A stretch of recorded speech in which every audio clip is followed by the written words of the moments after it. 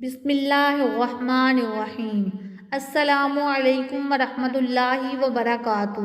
قرآن پاک میں اللہ رب العزت نے حضرت موسیٰ علیہ السلام کا واقعہ بیان فرمایا ہے کہ جب وہ پیدا ہوئے تو ان دنوں میں فرعون بچوں کو پکڑ پکڑ کے ذبح کروا رہا تھا، اس لیے ان کی والدہ کو بڑی فکر لاحق ہو گئی کہ ایسا نہ ہو کہ فرعون کے کرندے آئیں اور بچے کو پکڑ کے قتل کر دیں۔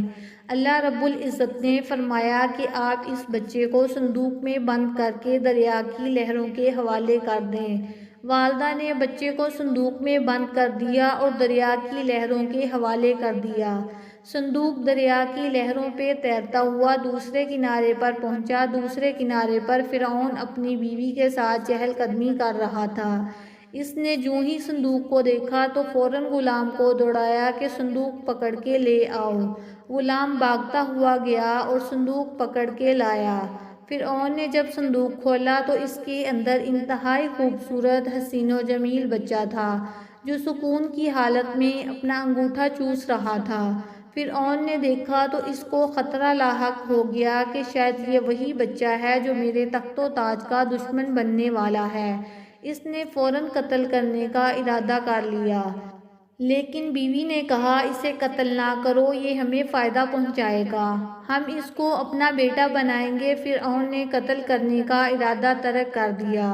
بعد میں بیوی نے کہا یہ میری اور تیری آنکھوں کی ٹھنڈک ہے، یعنی اس کو دیکھ کر میری آنکھیں ٹھنڈی ہو گئیں۔ اس پر فرعون نے کہا تیری آنکھوں کی ٹھنڈک تو ہوگا، البتہ مجھے اس کی کوئی ضرورت نہیں۔ بعد میں حضرت موسیٰ علیہ السلام بڑے ہو گئے، اللہ رب العزت نے ان کو نبوت عطا فرمائی۔ نبوت ملی تو فرعون کی بیوی مسلمان ہو گئی، جبکہ فرعون محروم چلا گیا۔ نسائی شریف کی حدیث ہے، حضور صلی اللہ علیہ وآلہ وسلم نے فرمایا اگر فرعون بھی اس طرح اقرار کر لیتا کہ یہ میری آنکھوں کی ٹھنڈک ہے جیسا کہ اس کی بیوی نے اقرار کر لیا تھا تو اللہ تعالیٰ فرعون کو بھی اسی طرح ایمان کی دولت سے نوازتا جس طرح اس کی بیوی کو ایمان کی دولت عطا فرمائی۔ بیوی نے کہا کہ میری آنکھوں کی ٹھنڈک ہے، اس لیے اللہ رب العزت نے اس کو ایمان کی دولت عطا فرمائی۔ تو کئی مرتبہ سینہ ایمان سے خالی ہوتا ہے، کسی اللہ والے کے چہرے پر محبت کے ساتھ نظر ڈالنے سے ایمان کی دولت نصیب ہو جاتی ہے۔ اللہ والوں کی محبت کی بدولت اللہ رب العزت کی محبت بندے کو نصیب ہو جاتی ہے۔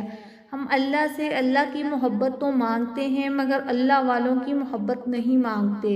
حضور صلی اللہ علیہ وآلہ وسلم نے اللہ تعالیٰ سے صرف اللہ کی محبت نہیں مانگی بلکہ جہاں اللہ کی محبت مانگی حضور صلی اللہ علیہ وآلہ وسلم نے وہاں اللہ والوں کی محبت بھی مانگی۔ چنانچہ دعا مانگی، اللہ میں تجھ سے تیری محبت کا سوال کرتا ہوں اور جو تجھ سے محبت کرنے والے ہیں میں ان کی محبت کا بھی سوال کرتا ہوں۔